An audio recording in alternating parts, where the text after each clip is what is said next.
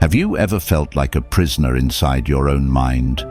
You wake up with a simple thought, perhaps a lingering doubt or a minor mistake from yesterday, and before you know it, your entire day is consumed by an endless cycle of overthinking, regret, and anxiety. The worst part, you know it's happening, but you feel powerless to stop it. What if I told you that your thoughts are not the problem? The real issue is the power you give them. Marcus Aurelius, the great Stoic emperor, once wrote, "You have power over your mind, not outside events. Realize this, and you will find strength." Your mind can either be your greatest ally or your worst enemy. The choice is yours. The Stoics mastered the art of mental control in the face of war, exile, and political betrayal. Their philosophy wasn't just about enduring suffering, it was about transcending it, seeing reality clearly, and reclaiming control over the only thing that truly belongs to us, our thoughts.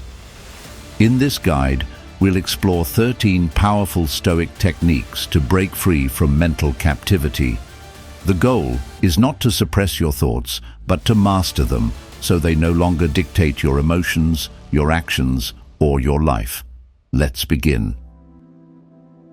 1. The observer's mindset. Thoughts arise, emotions follow, and before you even realize it, you're caught in a mental storm. One negative comment, a bad memory, or a moment of self-doubt can hijack your entire day, dictating your mood and actions. Most people react automatically to their thoughts, treating them as undeniable truths, never stopping to question whether these thoughts deserve their attention. But what if you could step outside this cycle? What if you could observe your thoughts instead of being ruled by them? The Stoics mastered this skill. Instead of being dragged by their emotions, they cultivated a mindset that allowed them to watch their thoughts unfold without immediate reaction. Marcus Aurelius, one of history's greatest Stoic thinkers, constantly reminded himself to create mental space between stimulus and response. He understood that thoughts are just impressions, not commands. This distinction is crucial. Just because a thought appears does not mean it is real, important, or worthy of action. When you internalize this, you shift from being a passive recipient of your mind's chatter to an active observer who decides which thoughts deserve energy and which should be ignored. Imagine standing by a river, watching leaves float downstream. Some are bright, some are dark, but none of them affect you unless you reach out and grab one. Your thoughts work the same way. You don't need to hold on to every single one that crosses your mind. The problem isn't that negative thoughts exist. The problem is when you latch onto them, replaying them endlessly, feeding them with attention until they spiral out of control. But what if you didn't engage? What if instead you simply let them drift past? This mindset shift is powerful because it breaks the illusion that you must react to every thought. A person who believes every anxious thought will remain trapped in fear. A person who identifies with every self-critical thought will always feel unworthy. But a person who learns to step back, to say, "That's just a thought, not a fact," begins to reclaim their mental freedom. Practicing this does not mean suppressing thoughts or pretending they don't exist. It means changing your relationship with them. The next time frustration, worry, or self-criticism creeps in, don't react immediately. Observe, question, ask yourself, is this thought useful? Is it true? Is it worth my energy? When you create this space, you weaken the grip of automatic reactions. You become less of a prisoner to your emotions and more of a master of your mind. You are not your thoughts, you are the observer of them, and in that awareness lies your power. 2. The cloud mind model. Your thoughts are like clouds drifting across the sky. Some are light and pleasant, bringing clarity and peace. Others are dark and heavy, threatening to consume your mind with self-doubt, worry, or anger. But no matter how ominous a cloud appears, it always moves. It is never permanent. The mistake most people make is clinging to their thoughts as if they define reality. They grip tightly onto negative narratives, replaying them over and over, as if holding onto them will somehow change their nature. But thoughts, like clouds, are meant to pass, not to be held onto. Imagine standing outside on a windy day. A thick, stormy cloud looms above, casting a shadow over everything. Do you scream at the sky, demanding it to clear? Do you chase the cloud, trying to push it away? Of course not. You simply wait, knowing that with time the wind will carry it elsewhere. Your thoughts function the same way. They appear, they shift, and eventually they dissolve, unless you choose to grasp them, analyze them, and give them the power to linger. The more attention you give them, the longer they stay. But if you simply let them exist without reacting, they pass naturally, just like clouds in the sky. This realization is crucial because it strips thoughts of their authority. A passing worry is just that, a passing worry. A self-critical thought does not mean you are inadequate. A moment of doubt does not mean failure is inevitable. Yet, many people get trapped by believing these thoughts are permanent, defining, or urgent. But what happens when you watch them instead of engaging with them? They lose their weight. They lose their ability to control you. Consider how often your mind creates stories that never come true. You worry about an upcoming meeting, fearing the worst, only for it to go smoothly. You dwell on an awkward conversation, convinced someone is judging you, only to realize later that they barely remember it. When you see thoughts as temporary, impermanent things, they no longer seem so threatening. You begin to understand that you are the sky, vast, unshaken and unaffected by the ever-changing weather of your thoughts. So the next time a dark thought drifts into your consciousness, pause. Ask yourself, if this were a cloud, would I try to control it? Or would I simply watch it float by? This shift in perspective can mean the difference between being consumed by your thoughts and peacefully coexisting with them. Let them come. Let them go. The sky remains unbothered no matter what passes through it. And so can you. 3. Cognitive distancing. Not every thought that enters your mind deserves your belief. Yet most people accept their thoughts as truth without question, especially negative ones. A single self-doubting thought, "I'm not good enough. I'll never succeed. They must think I'm a failure," can feel so real that it shapes emotions, decisions, and even identity. But what if these thoughts were merely assumptions rather than facts? What if the mind, in its attempt to protect you, was actually deceiving you? Cognitive distancing is the ability to step back and critically examine your thoughts instead of blindly accepting them. The moment a negative thought arises, ask yourself, is this absolutely, undeniably true? Am I 100% certain? In most cases, you'll realize that the thought is an exaggeration, a fear-based projection, or an outdated belief that no longer serves you. Psychological research confirms that when people challenge their automatic thoughts, the emotional grip of those thoughts weakens. By questioning your inner narrative, you interrupt its power over you. Imagine someone tells you the sky is green. Would you immediately believe them, or would you look up and check for yourself? Most thoughts, especially negative ones, are like that. Unverified claims. Just because your mind whispers a fear or assumption doesn't mean it's true. The next time a distressing thought surfaces, don't react emotionally. Instead, hold it up to the light of reason and ask, where is the proof? Could there be another perspective? Often, a thought that once felt absolute will dissolve under scrutiny. A single shift in perspective can prevent an entire downward spiral. The moment you learn to challenge your thoughts rather than obey them, you reclaim your mental freedom. Thoughts will always arise, but whether you let them dictate your reality is entirely up to you. Fourth, Stoic Reframing. Reality is not what happens to you, it is how you interpret it. Two people can face the exact same event, losing a job, receiving criticism, encountering failure, yet experience completely different emotions. One sees disaster, the other sees an opportunity for growth. What makes the difference? Perspective. As Epictetus famously stated, men are disturbed not by things, but by the view they take of them. The way you frame an experience determines whether it will control you or empower you. Imagine a storm rolling in while you're on a long-awaited vacation. You could react with frustration, thinking, "This ruins everything." Or you could reframe it. "Now I have a chance to rest, read, and experience the place differently." The event itself hasn't changed, but its meaning has, because you changed it.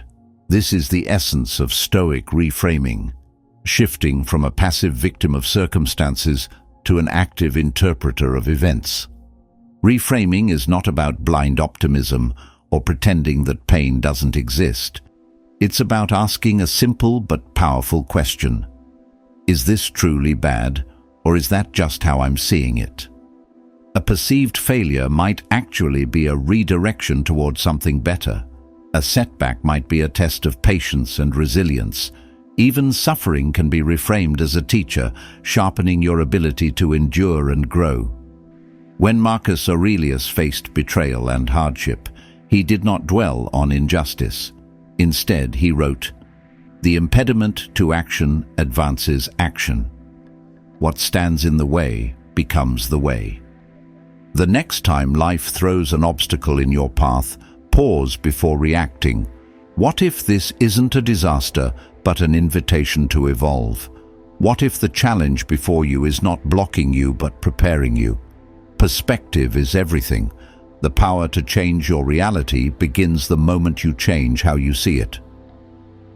5. Focus on your circle of control. Most anxiety stems from trying to control the uncontrollable. You worry about what others think of you, fear the outcome of an uncertain situation, or stress over things far beyond your reach. The Stoics understood this fundamental truth. There are only two categories in life: things within your control and things outside of it. Your peace of mind depends entirely on your ability to recognize the difference.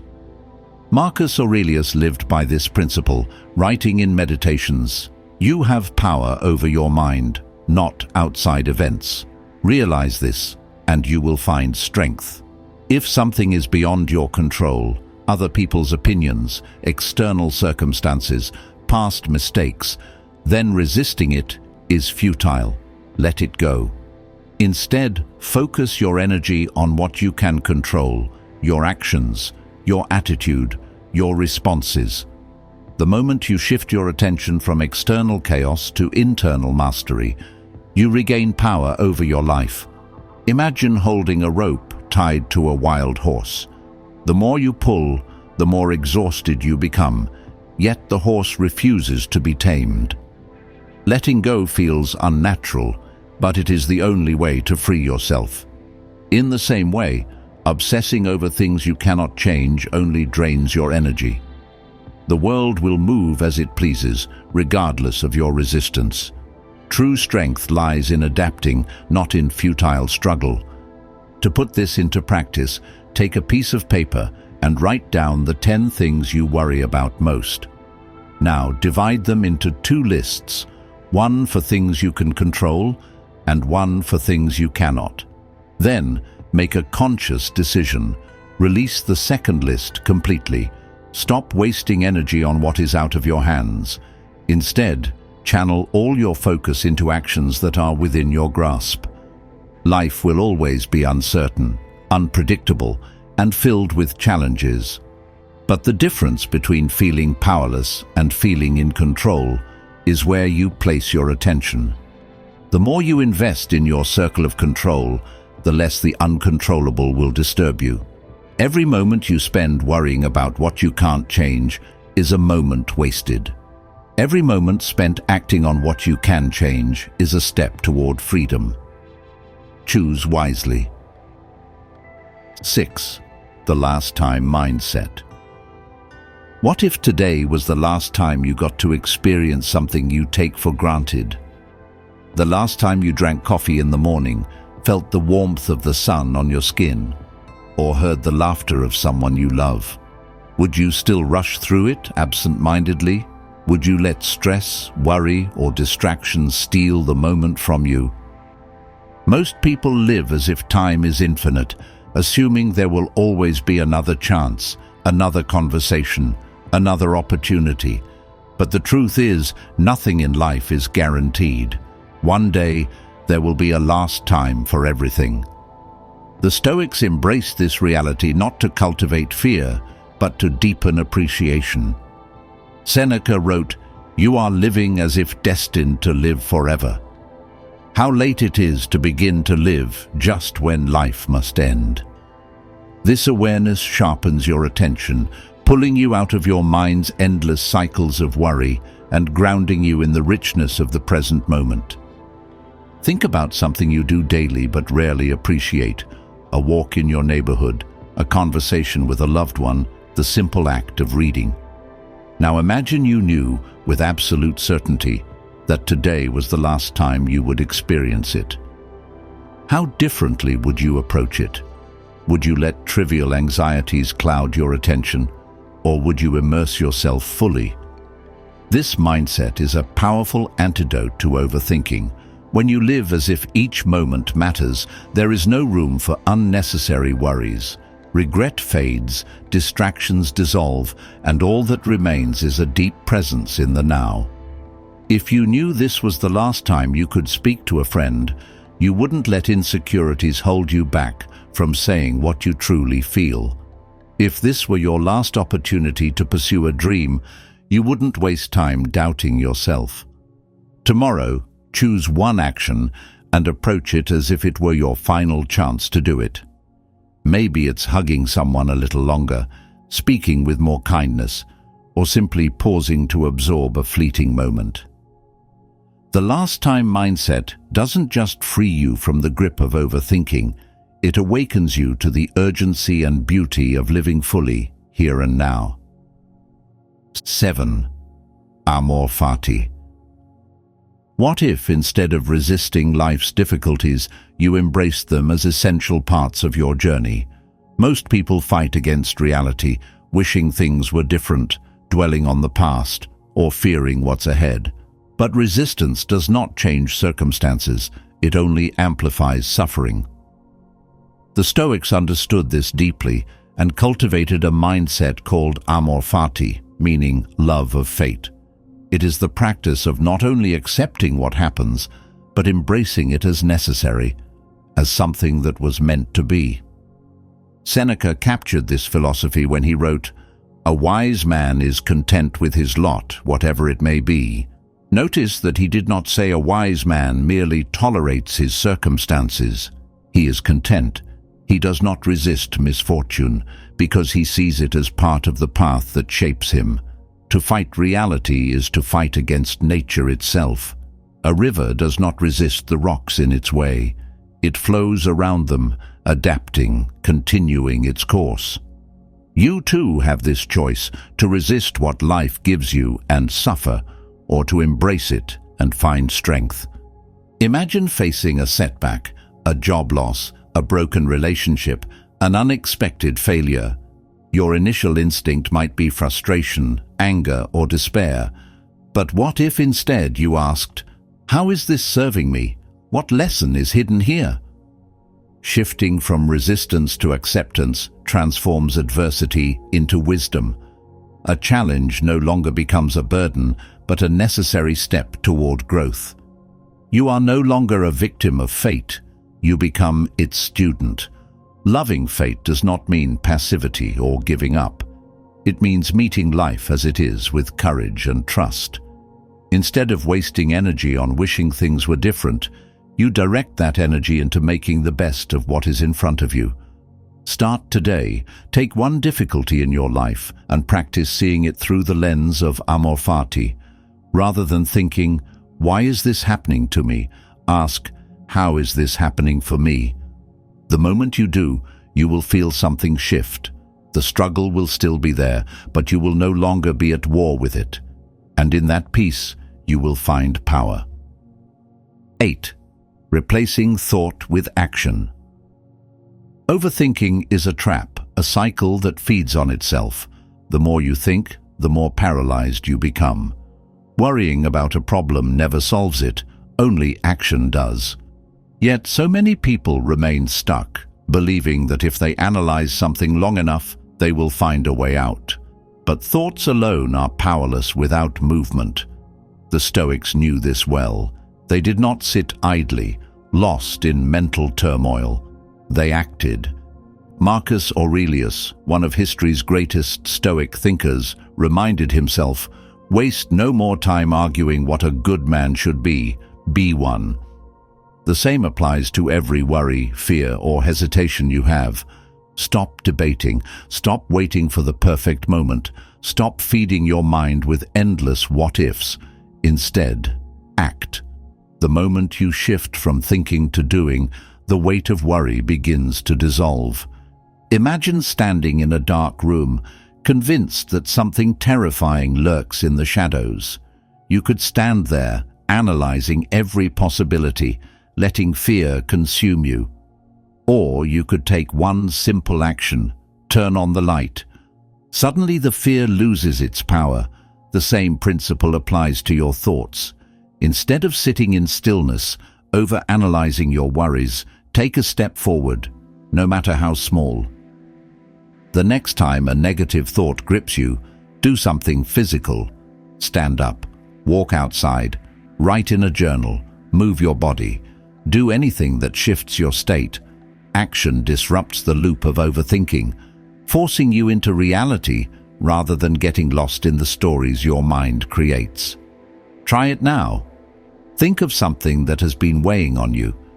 Instead of analyzing it for another minute, take one concrete step toward resolving it. Send that email, make that decision, start that task.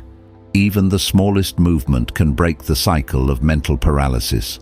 Life does not reward those who merely think. It rewards those who do. Train yourself to recognize when you are stuck in thought and develop the habit of responding with action.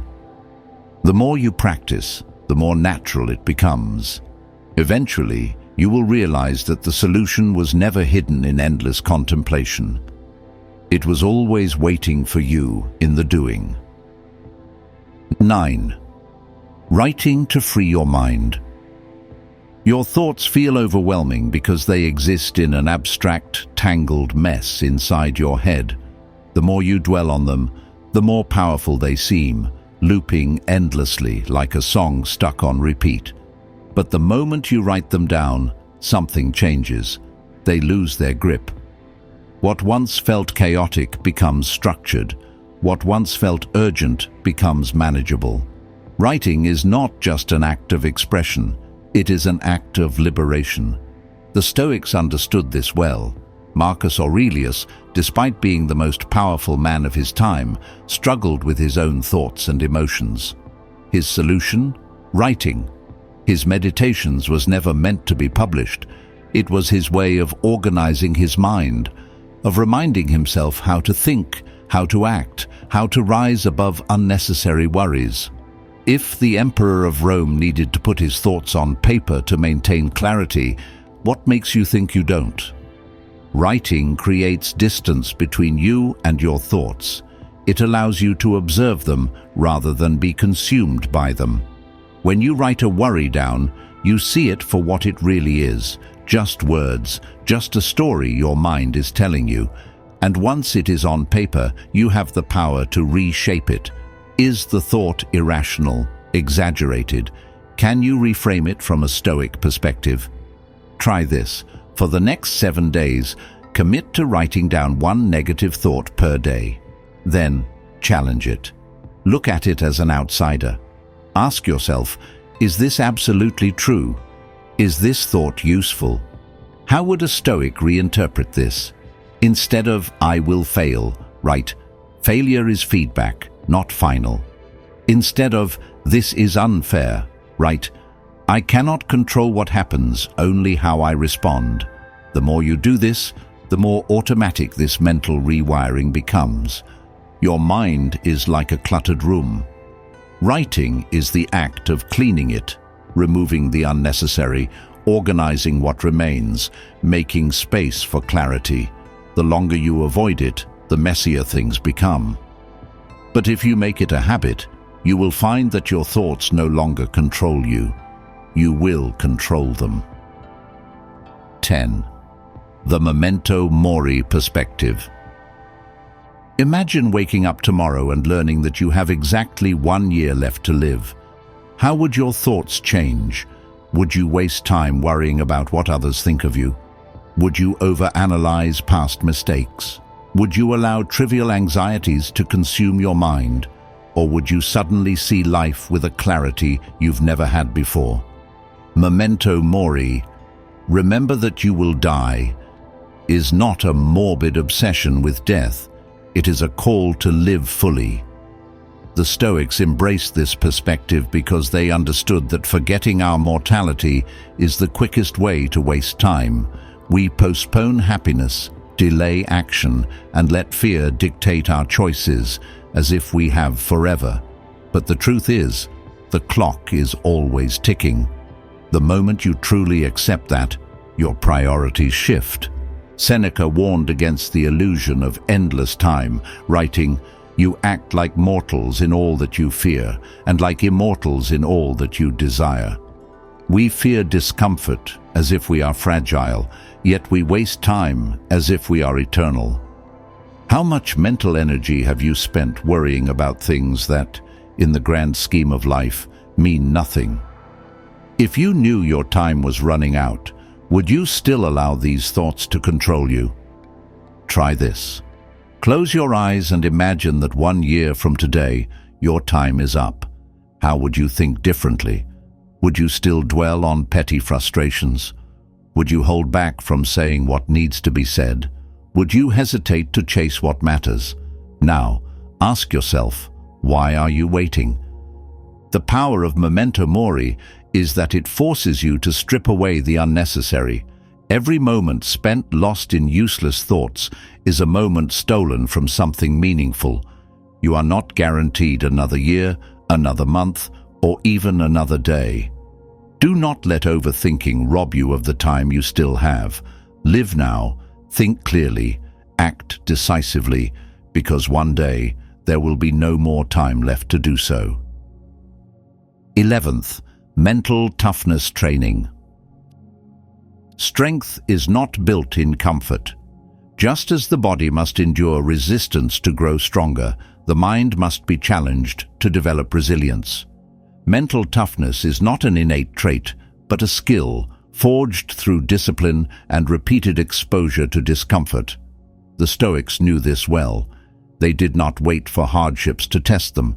They actively trained themselves to withstand adversity before it arrived. Patience and self-discipline are the foundations of mental control. A person who cannot endure frustration, who reacts impulsively to every emotion, or who crumbles under pressure, is at the mercy of their thoughts. But one who trains their mind, who prepares for difficulty rather than dreads it, is unshaken by circumstances. Seneca advised, "Difficulties strengthen the mind, as labor does the body." The more you expose yourself to discomfort intentionally, the less control unexpected challenges will have over you. A practical way to strengthen your mind is to practice Stoic reflection daily. Each morning, prepare yourself for what may come. Ask, what difficulties might I face today? How will I choose to respond? By anticipating challenges, you remove their power to surprise or overwhelm you. Then at night reflect, how did I react to obstacles today? Where did I remain in control and where did I falter? This simple habit creates awareness, turning each day into a training ground for self-mastery. Hardship is inevitable, but suffering is optional. The mind, like a muscle, grows in proportion to the stress it endures. Train it daily. Do not wait for life to test you. Test yourself. In doing so, you transform difficulty from something to fear into something to embrace. Every challenge becomes an opportunity to prove that your thoughts do not control you. You control them. 12. Seeking discomfort. Most people avoid discomfort at all costs. They seek warmth, convenience, and security, believing that comfort equals happiness. But the Stoics saw things differently. They understood that true strength is not found in avoiding hardship, but in voluntarily facing it. By exposing themselves to discomfort, they trained their minds to remain steady under pressure, preparing for challenges before they arrived. Seneca often advised practicing poverty, not because he needed to, but because he wanted to remind himself that he could endure it. He would sleep on the floor, eat the simplest food, and wear the roughest clothes, then ask himself, "Is this the condition I so feared?" Each time he proved to himself that suffering was not as terrifying as the mind makes it seem. The practice of discomfort shrinks fear, replacing it with confidence and resilience. Your mind, like your body, adapts to what it repeatedly faces. If you always seek comfort, even minor inconveniences feel unbearable, but if you regularly challenge yourself, adversity loses its power over you. The cold, the hunger, the fatigue, none of it controls you anymore. You realize that discomfort is temporary and your ability to withstand it is far greater than you once believed. To build this mental toughness, dedicate one day a week to doing something deliberately uncomfortable. Take a cold shower and feel the initial shock dissolve into calm. Walk an extra mile beyond your usual limit and observe how your mind tries to resist before your body does. Skip a meal and notice that hunger is just another passing sensation, not a crisis. Each act of voluntary discomfort is a reminder that you are stronger than you think. Comfort does not prepare you for life, discomfort does. By seeking it intentionally, you train yourself to face whatever life throws your way with unshakable composure. You stop fearing the things that once seemed unbearable and start realizing that most fears are illusions. Do something difficult today, not because you have to, but because it makes you better. The more you expose yourself to discomfort now, the less it will control you later. 13. The power of letting go. Not every thought deserves your attention. Not every worry needs to be analyzed. Yet most people cling to their thoughts as if they were absolute truths, allowing them to dictate emotions, decisions, and even identity. But here's the truth. A thought only has power if you hold on to it. Letting go is not about suppression or denial. It is about refusing to be imprisoned by your mind's endless chatter. Imagine holding a burning coal in your hand.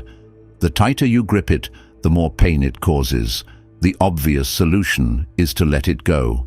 But in life, people do the opposite. They grasp onto their worries, regrets, and fears, feeding them with attention until they become unbearable. The Stoics, however, mastered the art of detachment. They understood that thoughts, like passing clouds, should be observed, not clutched. Marcus Aurelius reminded himself, "You have power over your mind, not outside events. Realize this, and you will find strength." Letting go is an active choice. When a negative thought arises, pause. Instead of engaging with it, simply notice it. Take a deep breath and remind yourself, this thought does not control me. The act of stepping back weakens its hold. The more you practice, the more you realize that thoughts are nothing more than fleeting mental events, not commands that must be obeyed. Try this simple exercise. The next time you catch yourself spiraling into overthinking, stop, Take a slow breath in, and as you exhale, visualize the thought drifting away, like a leaf on a river. You don't have to force it out, you just have to stop holding on to it. Notice how, when you stop feeding the thought with attention, it loses its grip on you. Freedom comes not from controlling every thought, but from releasing the ones that do not serve you. The mind will always generate noise, but you do not have to listen. The more you let go, the lighter you become. Letting go is not weakness, it is wisdom. It is the quiet power of knowing that what truly matters is not what passes through your mind, but what you choose to hold on to. Your mind will never be silent. Thoughts will continue to rise and fall, some useful, others destructive. You cannot control which thoughts appear, but you can always control your response to them. This is where your true power lies, not in eliminating thoughts, but in mastering the way you engage with them. The Stoics knew that mental freedom is not about suppressing the mind's chatter, but about refusing to be enslaved by it. So ask yourself, how much longer will you allow unnecessary thoughts to dictate your emotions, your actions, and your life? How many moments have already been stolen by worries that never came true, regrets that cannot be undone, or fears that exist only in your imagination? The choice is always yours. Either let these thoughts continue to control you or take back control, one disciplined response at a time. Now, it's time to act. Pick one principle from this guide and apply it today.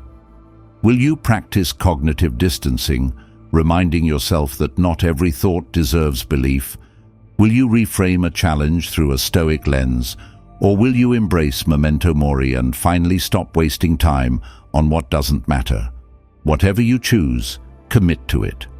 Mental strength is not built through passive reading, it is built through action. If this article resonated with you, don't keep it to yourself. Share it with someone who struggles with overthinking. Like, follow, and turn on notifications so you never miss another insight that could shift your mindset. The path to mental mastery is a lifelong journey, and we are walking it together. Because in the end, true freedom is not the absence of thoughts. It is the ability to stand firm while they come and go, untouched, unshaken, unwavering. Control your mind, and you control your life. Everything else follows.